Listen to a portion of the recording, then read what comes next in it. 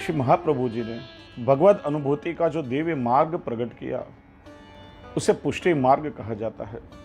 पुष्टि शब्द का अर्थ होता है भगवान की कृपा, भगवान का अनुग्रह, भगवान की करुणा। भगवान अपने भक्तों पर कृपा करने के लिए ही अवतार धारण करते हैं। हम समझने का प्रयत्न करें कि यह भगवान का कृपा तत्व क्या है। श्रीमद् भागवत जी ने इसका अर्थ बताया, पोषणम तद अनुग्रह। पुष्टि यानी अनुग्रह, भगवान का पोषण रूपी अनुग्रह। श्री कृष्ण की कृपा को ही पुष्टि कहा जाता है। यह अनुग्रह या पुष्टि भगवान का एक विशेष धर्म है। अनुग्रह रूपो भगवत धर्म। यह अनुग्रह या पुष्टि भगवान का वह विशेष धर्म है कि जिसके द्वारा भगवान अपने भक्तों के लौकिक अलौकिक सारे कार्यों को सिद्ध करते हैं। भगवान के कृपा के दो प्रकार हैं, साधारण अनुग्रह और विशेष अनुग्रह। जिसके ऊपर भगवान का साधारण अनुग्रह होता है उसके यहलोक संबंधी या परलोक संबंधी, भगवत संबंधी जो कोई भी लौकिक या अलौकिक मनोरथ होते हैं, उन सारी इच्छाओं को, उन सारे मनोरथों को केवल प्रभु अपने अनुग्रह के द्वारा ही पूर्ण कर देते हैं। भगवान को इसमें कोई परिश्रम नहीं करना पड़ता। लेकिन जिसके ऊपर भगवान का विशेष अनुग्रह हो जाता है उसे फलस्वरूप क्या मिलता है? तो कहा, विशेष अनुग्रहस्तु विरलजन विषयो भगवद रूपात्मक फल साधक। जिसके ऊपर भगवान का विशेष अनुग्रह होता है उसे फल रूप में स्वयं भगवान मिल जाते हैं। यह विशेष अनुग्रह में तो भगवान का स्वरूप ही स्वयं फल है। प्रभु के स्वरूप के सिवा अन्य कोई भी वस्तु वहां फल रूप नहीं है। यह भगवान का विशेष अनुग्रह दुर्लभ नहीं, अत्यंत दुर्लभ है। केवल जो प्रभु के प्रीति पात्र जीव हैं, जिनके ऊपर प्रभु को स्वयं विशेष स्नेह है, उन्हीं को यह विशेष अनुग्रह का अनुभव होता है, क्योंकि यह विरलजन विषय है। और पुष्टि मार्ग में तो इस विशेष अनुग्रह को ही हम अनुग्रह समझते हैं, क्योंकि पुष्टि जीवों को प्रभु के स्वरूपानंद के सिवा और कुछ नहीं चाहिए। भगवत स्वरूप और भगवत सेवा के सामने तो वह चतुर्विध मुक्ति को भी तुच्छ मानते हैं। आइए हम कृपा के इन दोनों स्वरूपों को विस्तार से समझने का प्रयत्न करें। जिसके ऊपर भगवान की साधारण कृपा उतरती है उसके हर कार्यों को ठाकुर जी अपनी कृपा के द्वारा ही पूर्ण करते हैं। लेकिन कहा, कालादि बाधक अनुग्रह परिणाम वीर्य विशेष रूप भगवत धर्म पुष्टि। जीव के अपने कल्याण में तीन वस्तुएं बाधक होती हैं, काल, कर्म और स्वभाव। और इन तीनों के द्वारा प्रभु समग्र सृष्टि का संचालन करते हैं। ये तीन परिबल ऐसे हैं, काल, कर्म और स्वभाव, जो अत्यंत बलवान हैं और उसके सामने जीव का कुछ भी नहीं चलता है। प्रभु भी अच्छी तरह से जानते हैं, किंतु भगवान भक्तों के प्रति पक्षपाती हैं और अपने भक्तों के प्रति पक्षपात के कारण अपने विशेष वीर्य यानी अपने विशेष पराक्रम के द्वारा, भगवान अपने सामर्थ्य के द्वारा इन सारे बाधकों का निवारण कर देते हैं, भक्त का कल्याण करते हैं। इसी प्रभु के भगवत धर्म को, ये कृपारूप धर्म को ही पुष्टि कहते हैं या अनुग्रह कहते हैं। श्रीमद् भागवत जी का 6ठा स्कंद पोषण लीला है, पुष्टि लीला है, और उसमें साधारण अनुग्रह के कई उदाहरण बताए गए हैं। प्रभु के कृपा पात्र जो जीव हैं उनकी स्वकार्य सिद्धि में यदि काल, कर्म या स्वभाव बाधक बनते हों तो इन तीनों का अतिक्रमण करके भी प्रभु अपने भक्तों को अपनी कृपा का अनुभव कराते हैं। देखिए, पहला तत्व है काल। यह समग्र सृष्टि काल के अधीन है। काल अत्यंत बलवान है। काल का एक अर्थ समय भी होता है, जो निरंतर गतिमान रहता है, कभी भी रुकता नहीं है, निरंतर बदलता रहता है। और उसी के कारण सृष्टि में निरंतर परिवर्तन होता रहता है। कई बार हम लोग कहते हैं, फलाने व्यक्ति का पहला क्या समय कैसा था, बड़े बड़े महलों में रहता था, उसके पास बड़े बड़े भवन थे। आज उसका समय बदल गया है, आज उसके पास रहने के लिए एक झोपड़ी भी नहीं है। कभी कोई रंक में से राजा हो जाता है तो कभी राजा भी रंक हो जाता है। लेकिन प्रभु की कृपा जिस पर होती है काल उसका कुछ भी नहीं बिगाड़ सकता। काल हमेशा उसको अनुकूल बन के रहता है, कभी भी काल उसे प्रतिकूल नहीं हो सकता। काल का एक अर्थ मृत्यु भी होता है। यह सारी सृष्टि पर काल का पंजा कसा हुआ है। सृष्टि काल के अधीन है। श्रीमद् भागवत जी में बताया, काल व्याल मुखग्रास, ये संसार के सारे जीव काल रूपी सर्प के मुख के सामने ग्रास बनकर के बैठे हुए हैं। काल कब किसका ग्रास कर लेगा किसी को पता तक नहीं चलेगा। काल को व्याल यानी सर्प की उपमा दी गई है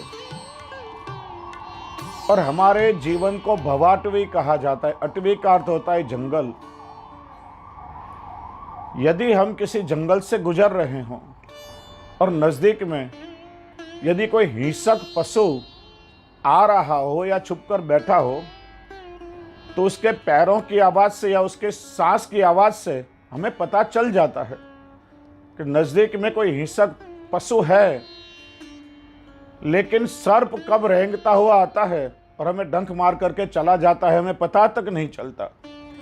लेकिन प्रभु तो काल के भी काल है, जिसके ऊपर प्रभु की कृपा हो जाती है, काल उसका कुछ भी नहीं बिगाड़ सकता। 252 वैष्णव की वार्ता में उस डोकरी की वार्ता आती है कि काल 8 बार उसे लेने के लिए आया। माँ जी चलिए, आपका समय हो चुका है।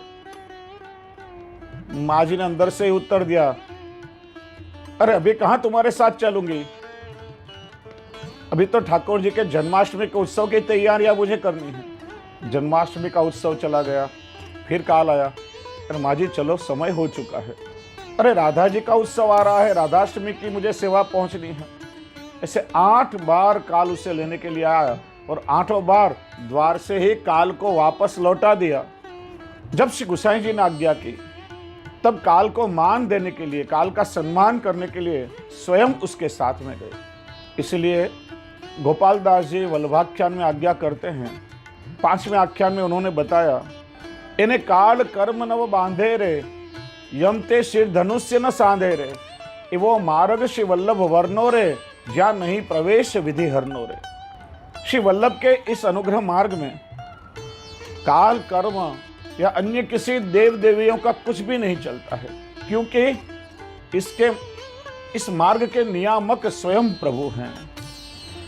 श्री गोसाई जी अपनी चतुश्लोकी में आज्ञा करते हैं, कालोयम कठिनोपि श्री कृष्ण भक्तान बाधते। काल चाहे कैसा भी कठिन हो, लेकिन श्री कृष्ण के भक्तों को कभी भी बाधक नहीं बन सकता। जो प्रभु की सेवा में परायण है, जो श्री कृष्ण के अनन्य भक्ति करते हैं, जो पूर्ण रूप से प्रभु को समर्पित है, काल उसका कुछ भी नहीं बिगाड़ सकता। कई बार हम कहते हैं कि बड़ा कठिन काल चल रहा है, बड़ा कठिन समय चल रहा है। ये काल का भय किसे लगता है? देखिए, श्री महाप्रभु जी का अंतिम ग्रंथ शिक्षा श्लोका, जिसे हम श्री वल्लभ का वसीयतनामा भी कहते हैं, उसमें श्री आचार्य चरण आज्ञा करते हैं, यदा बहिर्मुखा यूयम भविष्यथ कथंचन तदा काल प्रवासता देह चित्ता दयोप्युत सर्वथा भक्ष्यिष्यन्ति युष्मानीति मतिर्मम।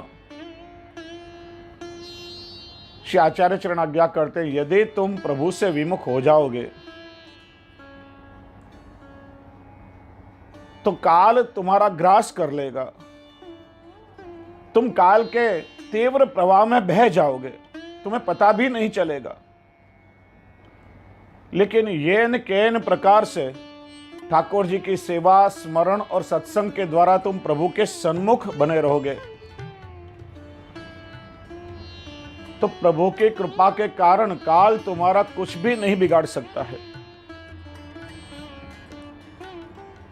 और इस बात का अनुभव आज हम कर सकते हैं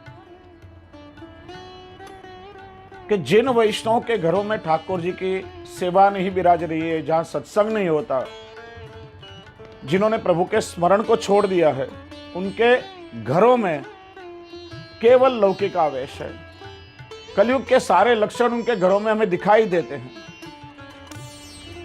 और जिन वैष्णवों के घरों में भगवत सेवा विराज रही है, जो वैष्णव निरंतर प्रभु के सन्मुख हैं, उनके घरों में आज हमें अलौकिकता का दर्शन होता है।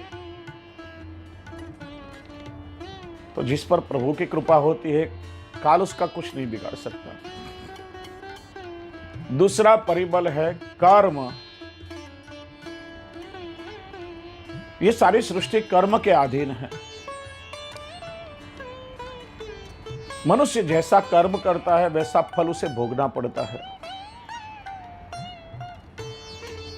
कर्म दो प्रकार से हमें फल देते हैं। शास्त्र सम्मत जो क्रियाएं करने के लायक है, जो क्रियाओं को करने से हमें स्वयं को आनंद आता है, दूसरे किसी का कल्याण होता है, किसी का भला होता है, यदि हमसे किसी को सुख मिलता है तो उसे हम पुण्य कर्म कहते हैं। लेकिन शास्त्र के विरुद्ध जो क्रियाएं हैं, जो हमें नहीं करनी चाहिए, जो क्रियाओं को करने से थोड़े समय तक हमें मौज मजा जैसा लगेगा, लेकिन वह क्रियाओं के कारण अनंत काल तक हमें दुखी होना पड़ता है, जिस क्रियाओं से हमारा आध्यात्मिक अधपतन होता है, हमारे द्वारा किसी को नुकसान होता है, इस सभी को हम पाप कर्म कहते हैं। मनुष्य के जीवन में आने वाले सुख और दुख कर्मों का ही परिणाम है।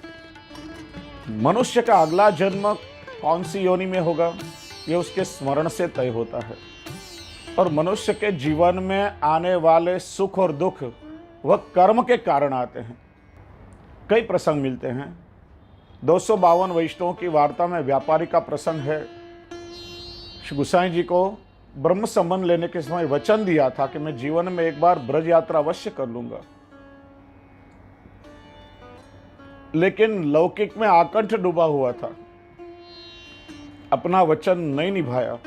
अंतिम समय में घर परिवार में आसक्ति रहने के कारण दूसरा जन्म स्वान की योनि में हुआ। तब श्री गोसाई जी ने सेवक को भेज करके स्मरण करा रहे, वैष्णव तूने एक जन्म तो गवाया, अब तो ब्रज यात्रा कर ले। लेकिन धन में निरंतर आसक्ति होने के कारण उस जन्म में भी ब्रज यात्रा नहीं की।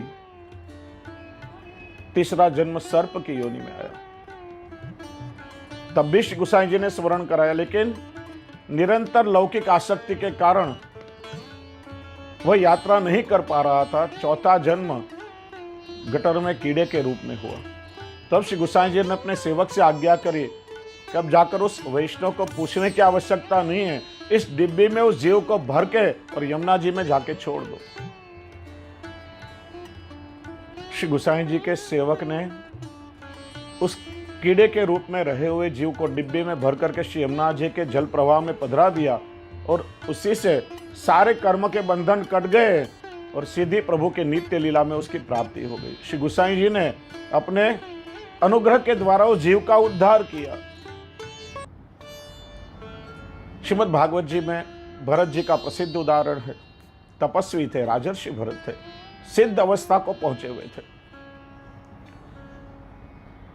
नदी में बहरे हुए हिरण के बच्चे को बचाया। उनका मन निरंतर उस हिरण के बच्चे में रहने लगा। एक के बाद एक उपासना के नियम टूटने लगे और अंतिम समय में उस हिरण के बच्चे में आसक्ति रहने के कारण दूसरा जन्म हिरण की योनि में। भगवत कृपा से गत जन्म का अनुसंधान था,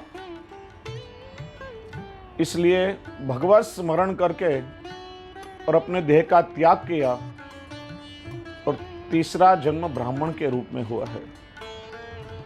इसलिए अंतिम समय में जहां हमारी चित्त की वृत्ति होती है, वैसा ही जन्म जीव को मिलता है। वैष्णव के कर्म भी शुद्ध होने चाहिए और वैष्णव के मन की वृत्ति भी शुद्ध होनी चाहिए। सूरदास जी से अंतिम समय में किसी वैष्णव ने पूछा कि आपको चित्त प्रभु की कौन सी लीला में है।